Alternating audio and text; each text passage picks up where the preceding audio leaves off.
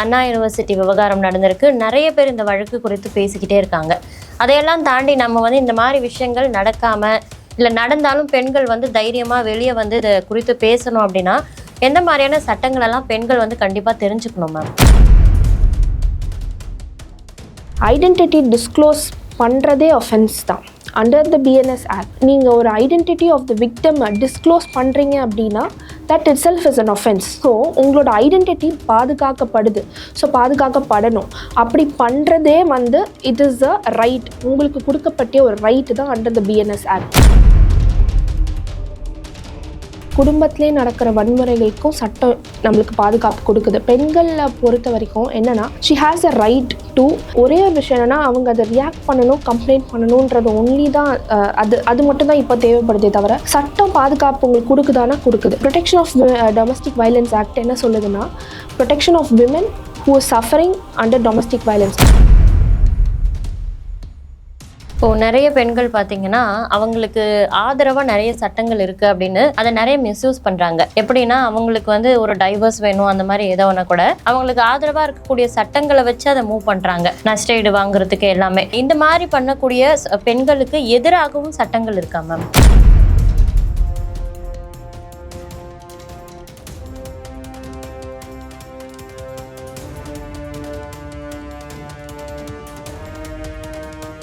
தமிழ் நேயர்களுக்கு வணக்கம். இன்னைக்கு நம்ம கூட வழக்கறிஞர் ராதிகா அவர்கள் தான் இணைஞ்சிருக்காங்க. பெண்கள் கட்டாயமா தெரிந்துக்க வேண்டிய இந்திய சட்டங்கள் குறித்த நிறைய தகவல்களை இவங்க நம்ம கூட பகிர்ந்துக்க இருக்காங்க. வணக்கம் மேம். வணக்கம். அண்ணா யூனிவர்சிட்டி விவகாரம் நடந்திருக்கு. நிறைய பேர் இந்த வழக்கு குறித்து பேசிக்கிட்டே இருக்காங்க. அதையெல்லாம் தாண்டி நம்ம இந்த மாதிரி விஷயங்கள் நடக்காம இல்லை நடந்தாலும் பெண்கள் தைரியமா வெளியே இதை குறித்து பேசணும் அப்படின்னா எந்த மாதிரியான சட்டங்கள் எல்லாம் பெண்கள் கண்டிப்பா தெரிஞ்சுக்கணும் மேம்? பேசிக்கலி லாவே எப்படின்னா ஒரு விஷயம் இக்னரன்ஸாக இருக்கீங்க, லாவில் இக்னரன்ஸாக இருக்கீங்கன்னா it is not an excuse. So any one, not a women, any one has to know law, what law is. நம்மளுக்கு சட்டம் எந்த விதத்தில் ஹெல்ப்ஃபுல்லாக இருக்குது அப்படின்றது லா மேன், லே மேன் எல்லாருமே தெரிஞ்சுக்க வேண்டிய ஒரு விஷயம். ஸோ பேசிக்லி என்னென்னா ஒரு விமன் ஏதோ ஒரு விஷயத்தில் அஃபெக்ட் ஆகுறாங்க, beat any kind of violence or any kind of disturbance. Violence மட்டும் இல்லை, but their physical civil rights also has been affected னா எல்லா லாஸையும் தெரிஞ்சுக்க வேண்டிய அவசியம் அவங்களுக்கு இருக்குது.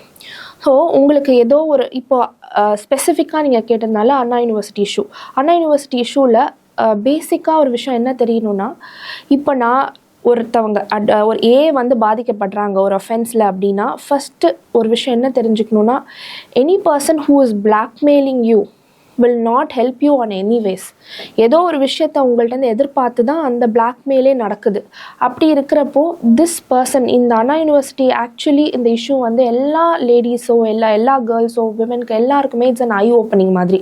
இந்த பொண்ணு ஒரு ஸ்டெப் ஹைடாக போய் ஷீஸ் கான் அண்ட் கம்ப்ளைண்ட். இதை மூடி மறைச்சிருந்தா இதை பற்றி நம்ம யாருமே டிபேட் கூட பண்ணியிருக்க மாட்டோம். ஆனால் இதுக்கு முன்னாடி நிறைய பெண்கள் இதை பற்றி மூடி மறைச்சு வெளியே சொல்லாமலாம் இருந்ததை நம்ம பார்த்துருக்கோம். கரெக்ட். ஸோ அந்த மாதிரி இருக்கிறப்போ பெண்கள் என்ன தெரிஞ்சுக்கணும் ஃபஸ்ட்டுனா, ஐடென்டிட்டி டிஸ்க்ளோஸ் பண்ணுறதே ஒஃபென்ஸ் தான் அண்டர் த பிஎன்எஸ் ஆக்ட். நீங்கள் ஒரு identity of the victim disclose பண்ணுறீங்க அப்படின்னா that itself is an offence. So உங்களோட ஐடென்டிட்டி பாதுகாக்கப்படுது. ஸோ பாதுகாக்கப்படணும். அப்படி பண்ணுறதே இட் இஸ் அ ரைட். உங்களுக்கு கொடுக்கப்பட்ட ஒரு ரைட்டு தான் under the BNS act. So அவங்களோட ஏதோ ஒரு விதத்தில் அவங்களோட டிக்னிட்டியான கொஸ்டின் இது. So the dignity is also been, உங்களுக்கான dignity you should be given under the act. And அது ஒரு ஃபண்டமெண்டல் டியூட்டி மாதிரி ஆயிடுது. எனி சிட்டிசன் ஒரு பொண்ணோட டிக்னிட்டிக்காக அந்த ப்ரொடெக்ட் பண்ணுறதுக்காக ஸ்டெப்ஸ் எடுக்கணும். That is also a fundamental duty. So when that is the case, நீங்கள் தைரியமாக ஒரு ஸ்டெப் எடுக்கணும். ஏதாவது ஒரு ஒஃபென்ஸ் உங்களுக்கு அகேன்ஸ்டாக நடக்குது அப்படின்னா உங்களோட ஐடென்டிட்டியை டிஸ்க்ளோஸ் பண்ணாமல் இருக்கிறதுக்கு எல்லா விதமான ப்ரொடெக்ஷன் இருக்குது under the BNS act. So முன்னாடி நடந்த ஒஃபென்சஸை ஒரு பொண்ணு மறைச்சு அதுலேருந்து நிறைய ஃபேக்டர்ஸ் இருக்கலாம். இட் இஸ் நாட் ஓன்லி அவங்களோட சொசைட்டல் ப்ரெஷர், அவங்களுக்குள்ளேயே நிறைய கேள்விகள் இருக்கலாம். இதனால நம்மளுக்கு ஃப்யூச்சர் என்ன ஆகுமோ, இதனால நம்மளுக்கு நிறைய ஃபேக்டர்ஸ் டிசைட் பண்ணுது இந்த விஷயத்த. ஸோ அப்படி இருக்கிறப்போ என்ன விதமான பிளாக்மெயில், பீட் அ ஃபோன் பிளாக்மெயில், இப்போ உங்களுக்கு ஃபோனில் ஒரு பிளாக்மெயில் நடக்குது அப்படின்னா ஃபஸ்ட்டு அந்த பர்சனை பிளாக் பண்ண தெரியணும். Black them from your whole social media. அந்த அவேர்னஸே ஃபஸ்ட்டு இல்லை. அந்த சைடில் என்ன நடக்குதுன்ற அப்டேட் தெரியறதுக்காகவே பிளாக் பண்ணாமலாம் சில பேர் இருக்காங்க. So first you need to block, then you need to approach the cyber cell. Cyber cell approach பண்ணி சைபர் செல்லில் எல்லா ஸ்டெப்ஸும், அதாவது you have to give a proper complaint. அந்த ரிட்டர்ன் கம்ப்ளைண்ட்டை வந்து சைபர் செல் இம்மீடியட்டாக இப்போ இருக்கிற சைபர் செல் தேர் ஆக்டிங் உடனே. ஸோ அப்படி இருக்கிறப்போ எந்த விதமான ஃபியரும் இல்லாமல் only if women come out of this kind of ஒரு பெரிய வட்டத்தில் மாட்டிகிட்டு இருக்காங்க. இதனால இது நடக்கும், அதனால அது நடக்கும். So ultimately the whole our future is in கொஸ்டின்ற மாதிரி ஒரு கான்செப்ட் இருக்குது.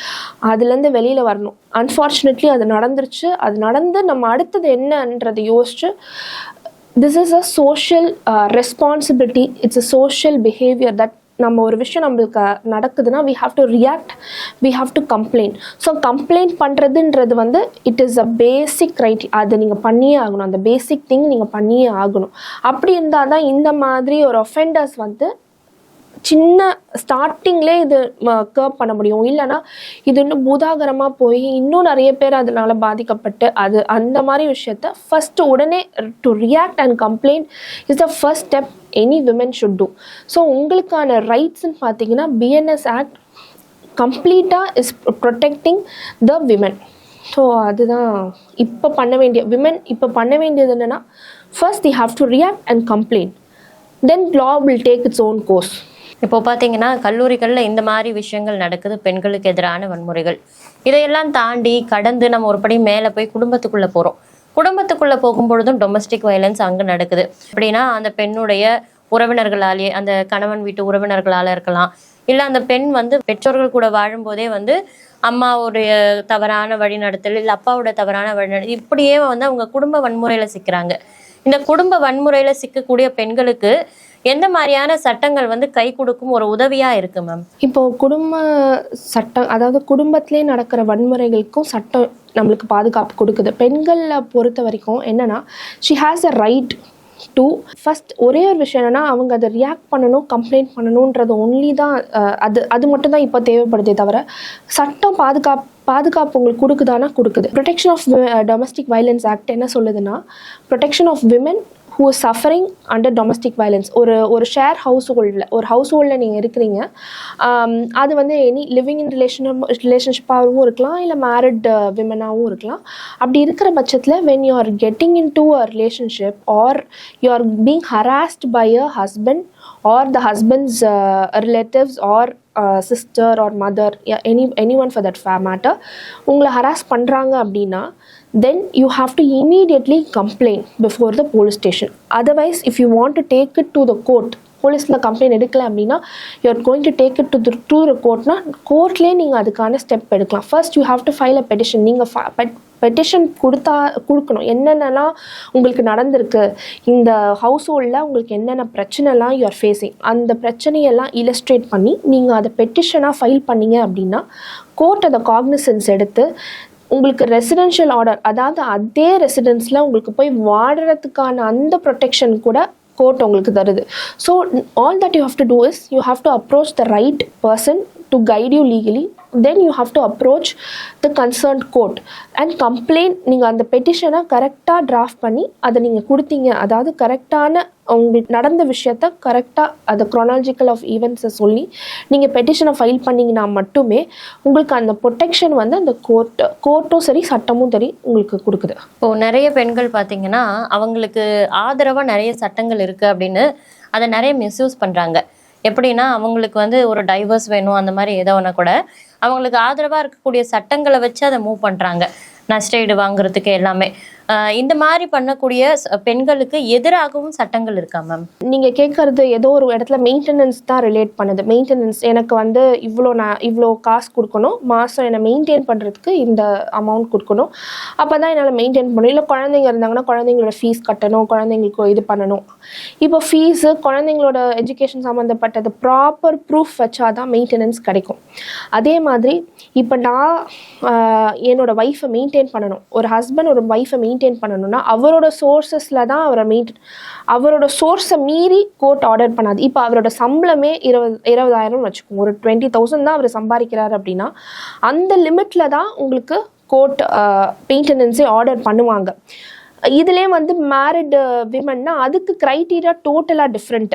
Married women, that is working women, married working விமன்னா ஹஸ்பண்ட் வந்து 30,000 சம்பாதிக்கிறாருன்னா அதுலேருந்து ஒரு ஃப்ராக்ஷன் தரணும். But that fraction will depend on how much the wife is also earning. முன்னாடி வந்து ஒரு தோராயமாக ஒரு அமௌண்ட்டை வந்து ஃபிக்ஸ் பண்ணுவாங்க according to the facts and circumstances of the case.